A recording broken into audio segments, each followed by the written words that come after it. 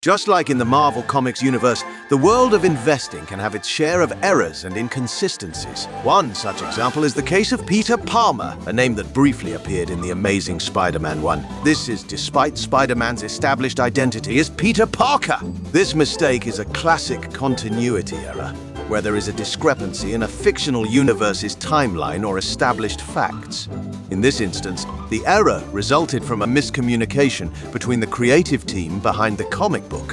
While the script clearly identified Spider-Man as Peter Parker, the illustrator, Steve Ditko, misinterpreted the writer's notation and mistakenly referred to him as Peter Palmer. This oversight was quickly corrected in subsequent issues, but it highlights the challenges of maintaining consistency in complex fictional worlds.